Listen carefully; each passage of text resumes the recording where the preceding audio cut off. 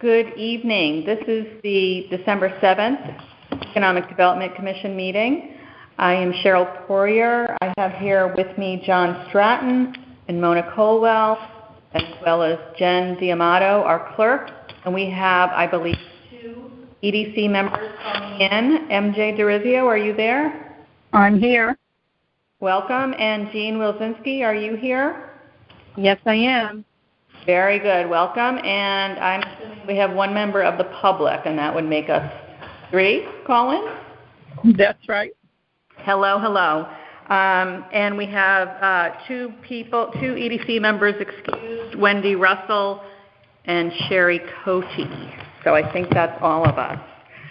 And as I mentioned in our email, we are going to try to get this meeting completed in about 50 minutes at most, because the Zoning Board of Appeals is using this room right after us.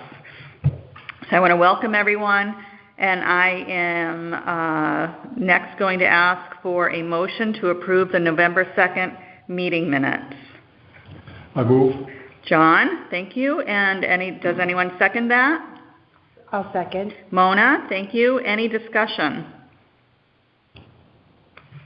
All in favor of approving the November 2nd meeting minutes, say aye.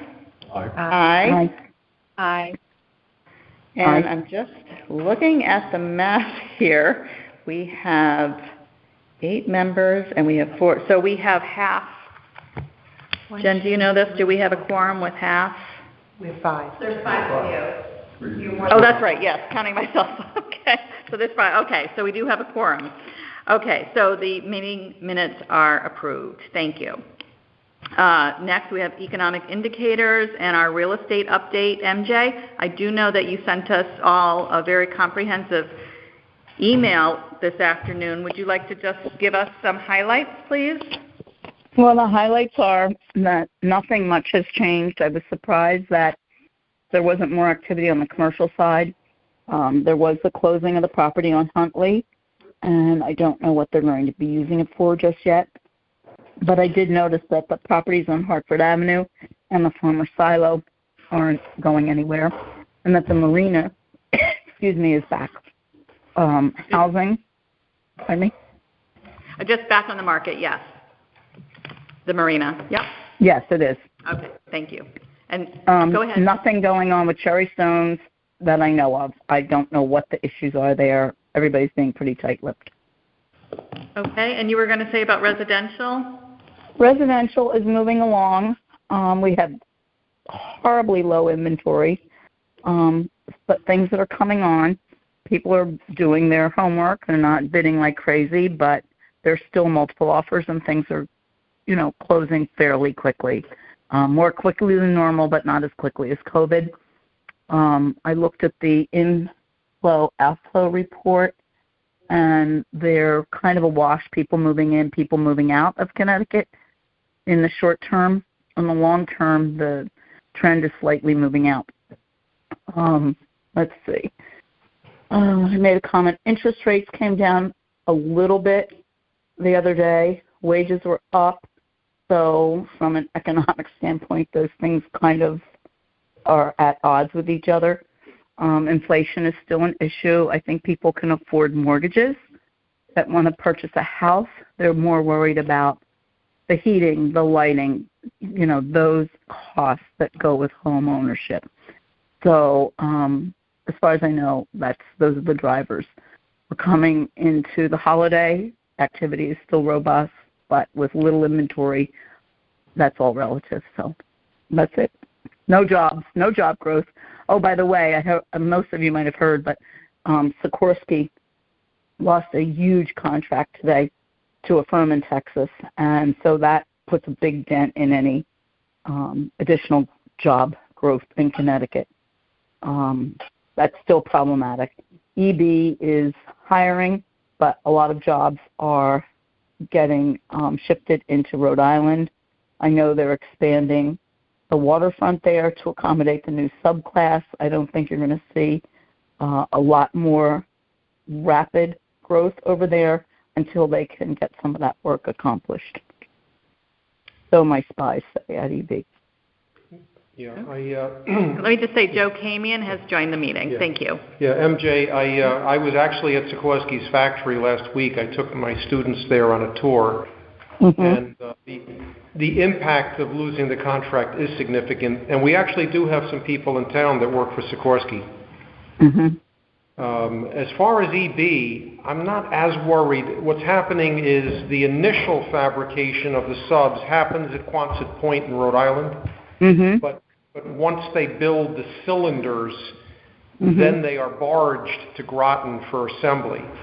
So the Groton shipyard has been significantly expanded.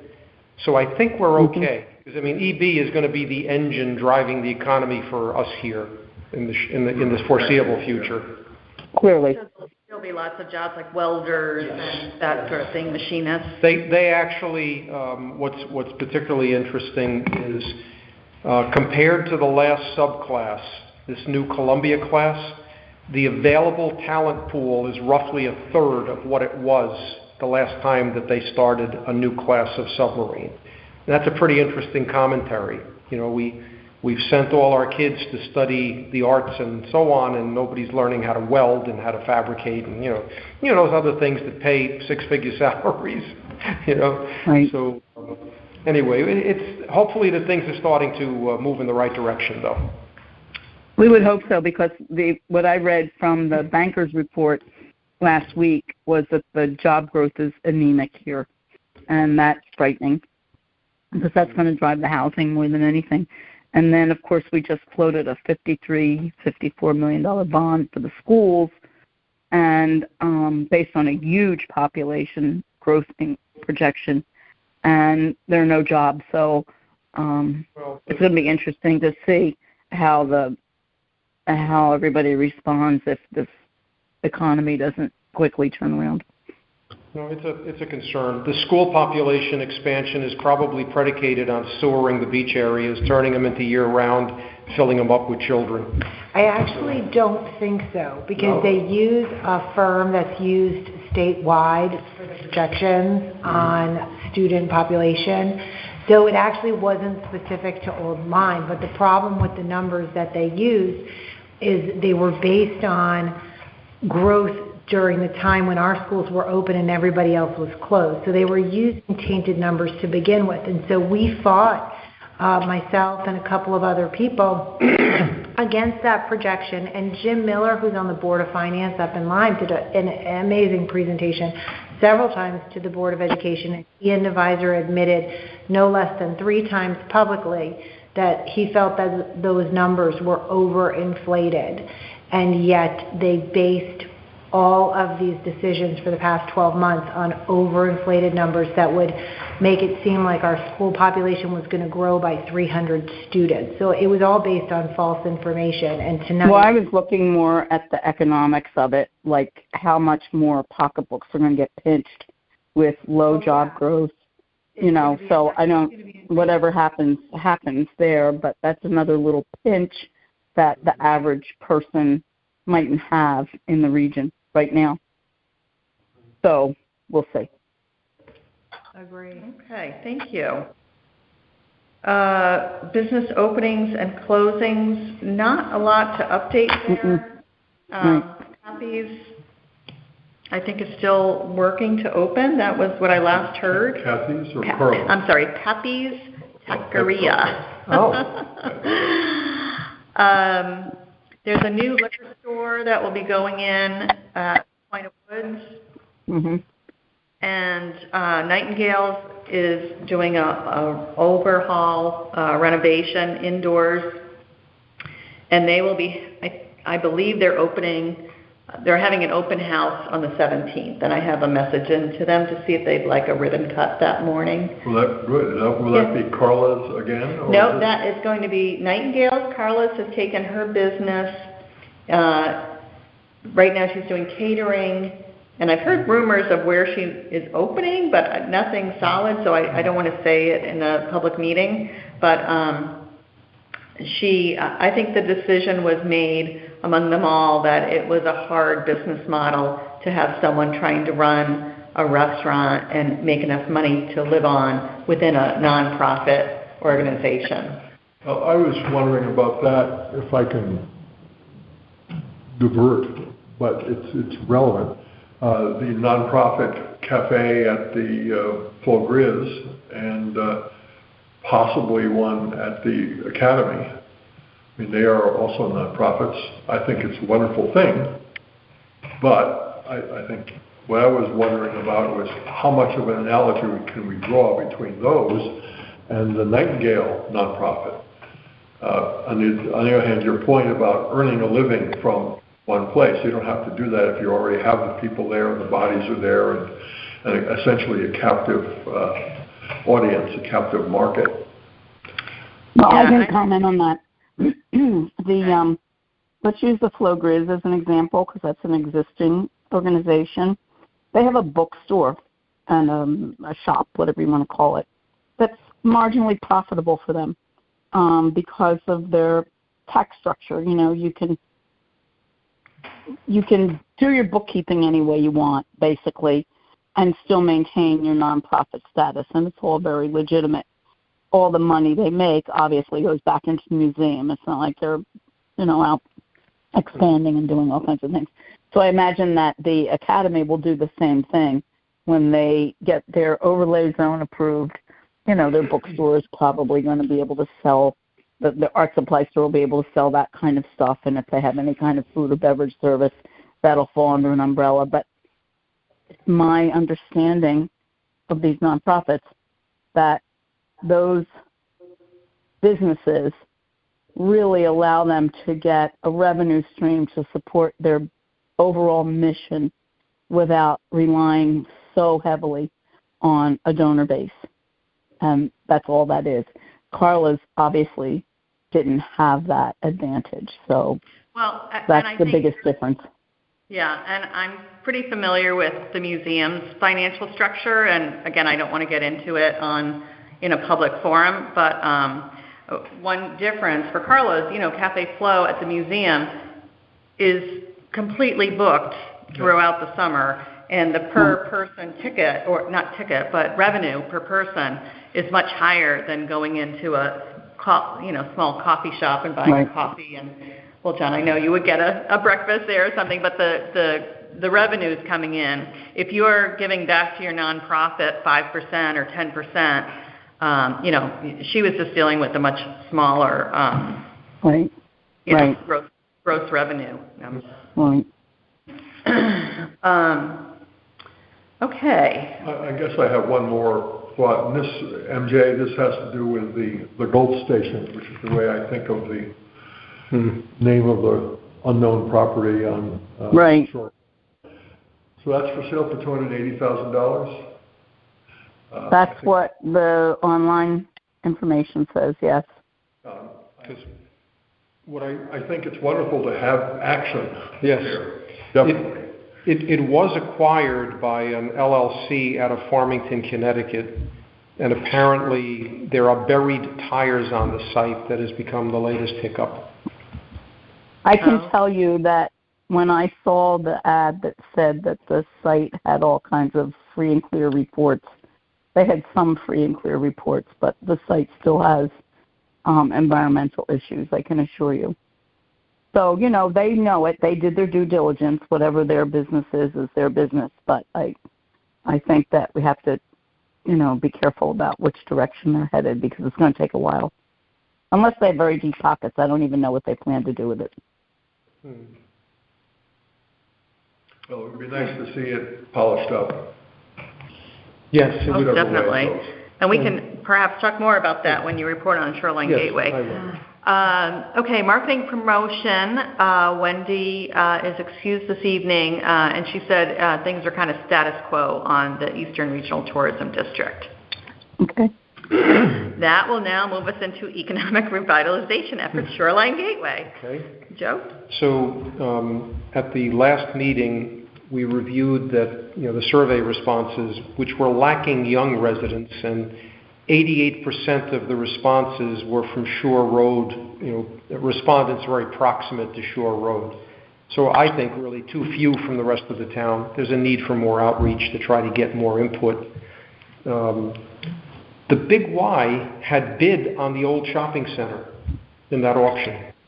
I don't know that they bid on it. That's what was spoken at the Gateway meeting. I called in on that meeting. Did you? Yeah, and I think they are in. The person sharing that information said that they are interested in that property. Okay. But it wasn't necessarily that they had bid. All right. Well, I knew 2 bidders, and You're Big on- Y was not one of them. Was not. All right. So that solves that problem. But there were 2 others, I believe. Yeah, Unless they At did least it through one. a blind, unless they did it through a blind agent, which is possible. Mm-hmm. So anyway, it's all hearsay unless there's something definitive. But just like the gas station, who is Evolution LLC? Somebody in Farmington, with a lawyer as an agent for service. So you can't even drill into Secretary of State's information to find out who's who. It's basically been pretty well concealed. Grand Wine and Spirits. Again, is this a fact? I don't know, but they're allegedly looking at a location by Point of Woods. Yep, they went before zoning and they were approved because there had been a liquor store there in the past where right now, It's a mixed deli kind of thing, right? Electrician. Yeah, next to the electrician, the really good Mexican food place. What is their name? Grandma's, thank you.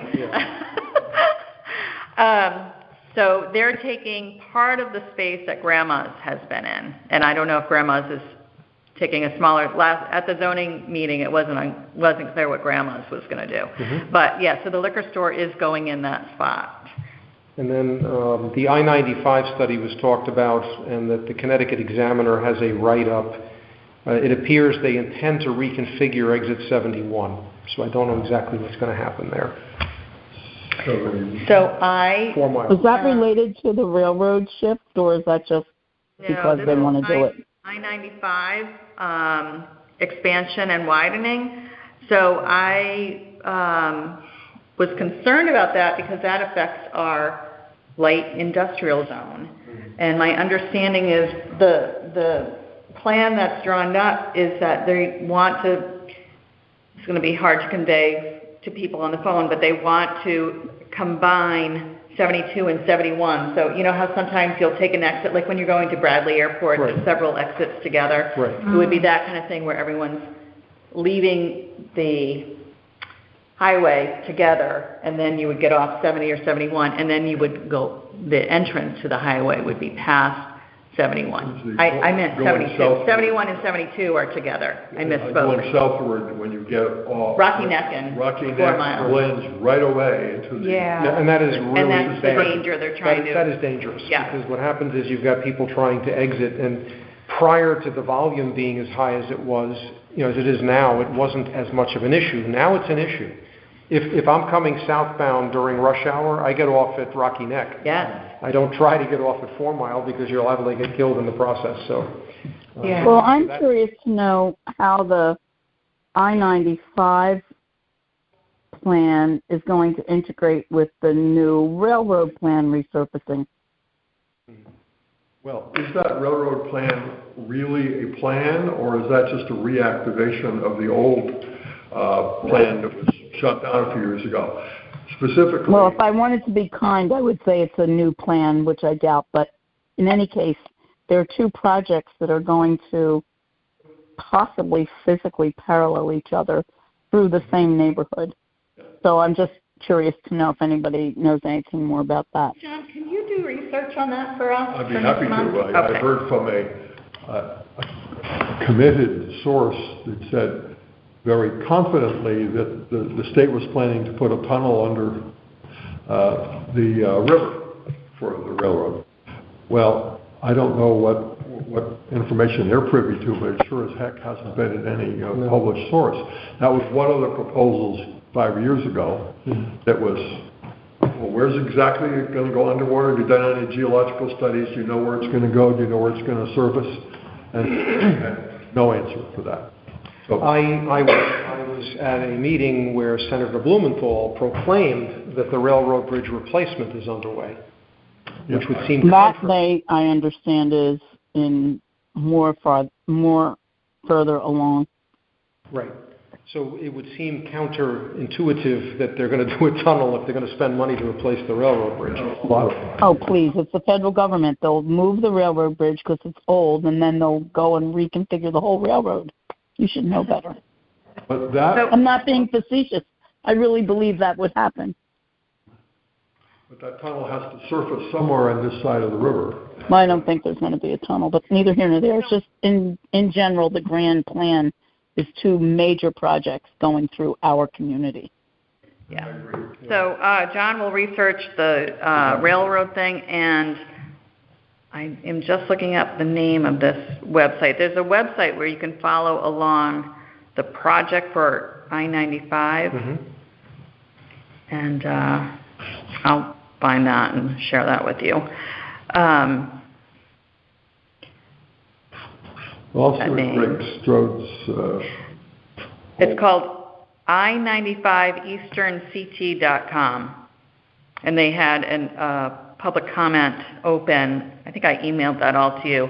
That ended November 30th. Right.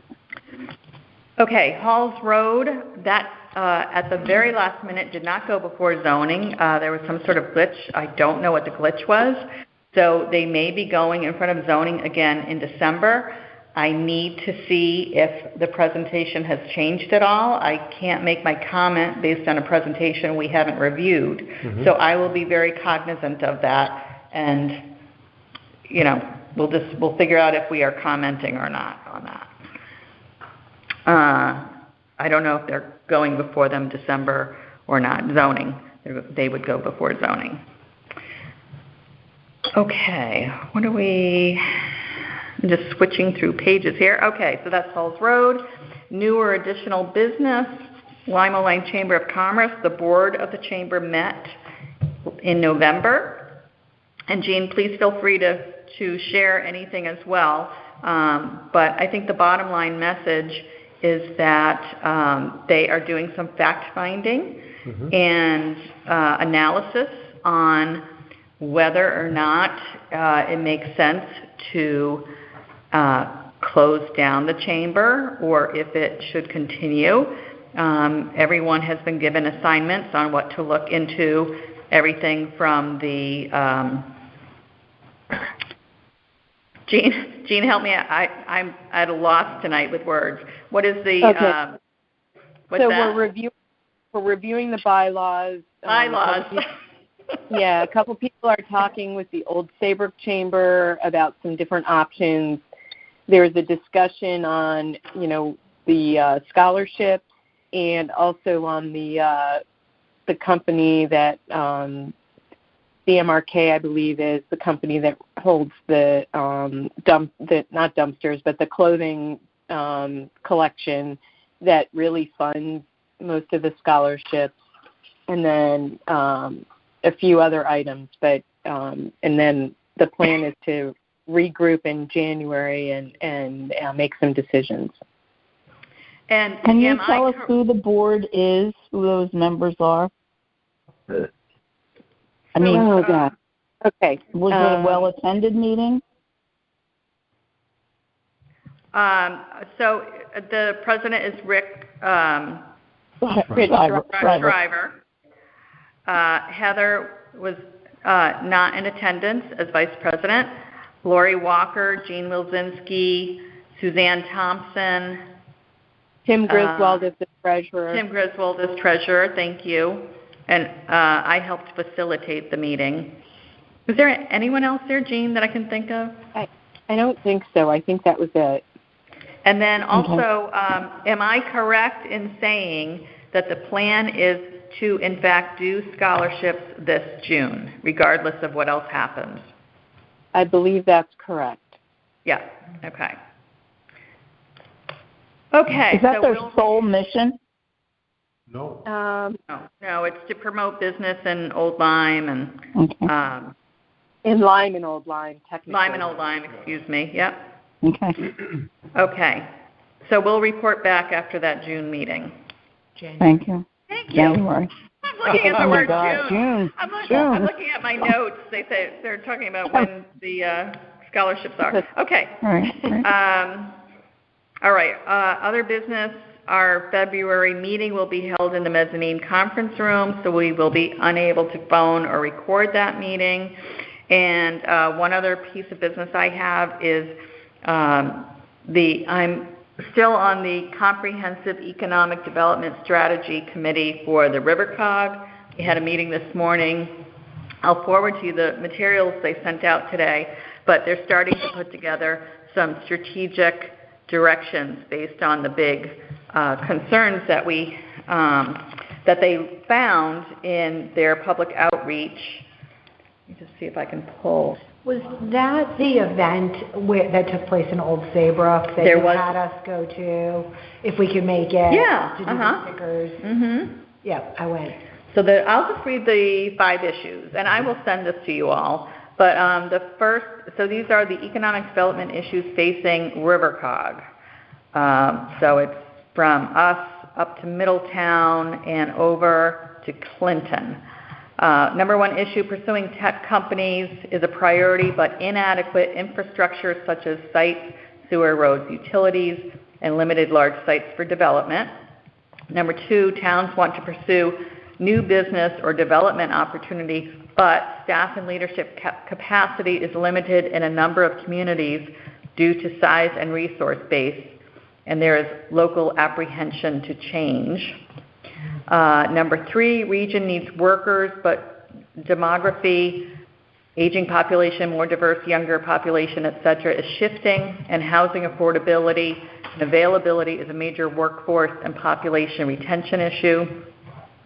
4, tourism and outdoor recreation activities is an important economic sector, but the area has little marketing capacity and is divided among 2 tourism regions. So you know how Wendy's our Eastern region? Yep. Yep. So we're part of Eastern region. Most of these towns are part of Central Connecticut. So we're 2 different tourism regions.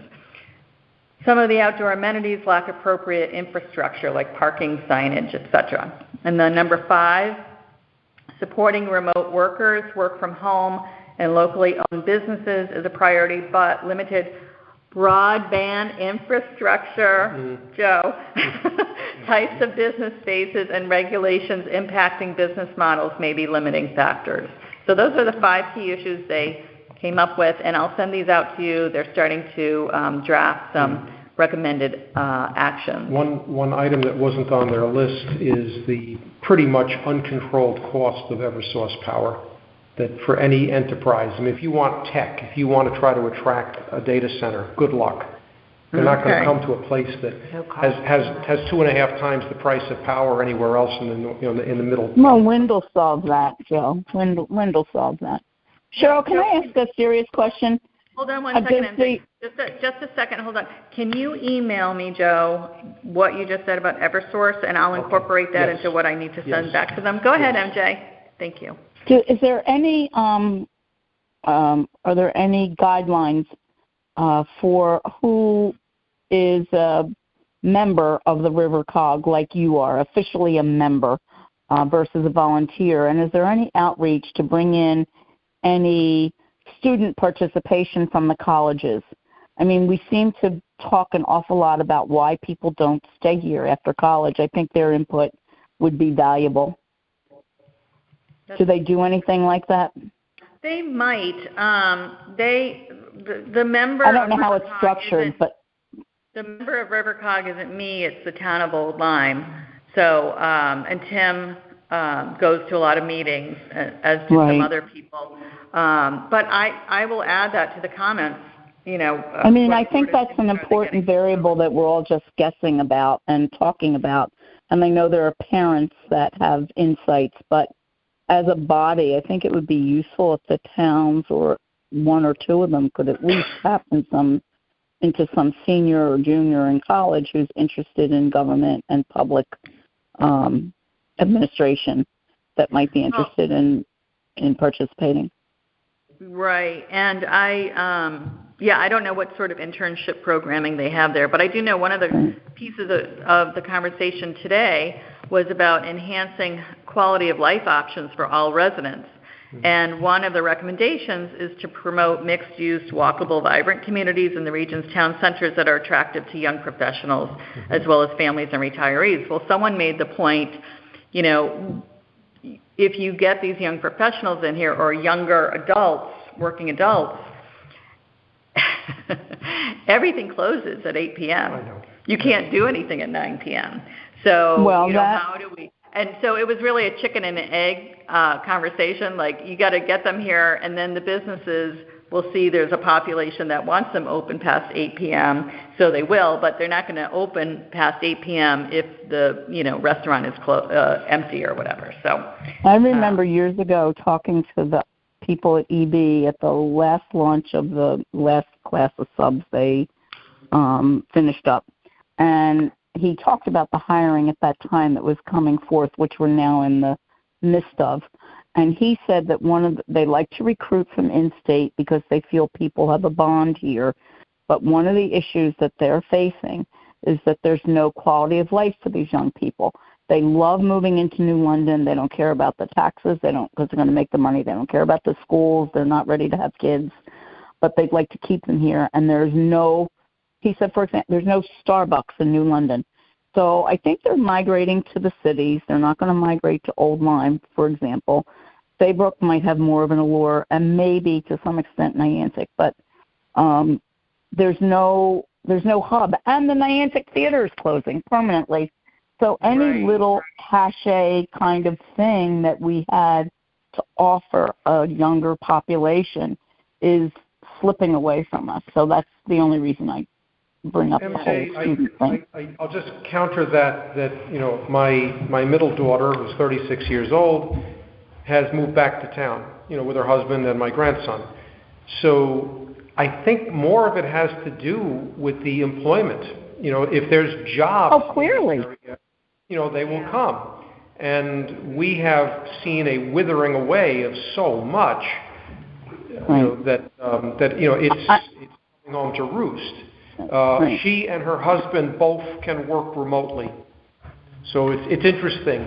It tells me that there are probably young people who want to live here, but if they can make a living, they can live here, and if they can't, they can't. Yeah, that was part of the discussion today, too. The EB people, by the way, what I hear when people move here is that there's always a family attachment. There's something that draws them here. But the EB crowd is from, you know, 30,000 feet observation tower that I'm sitting in, is that these kids that they want to recruit really have no roots here, and that's a drawback. So if they had family here or nearby, it's an easier sell. When they don't, it's really difficult.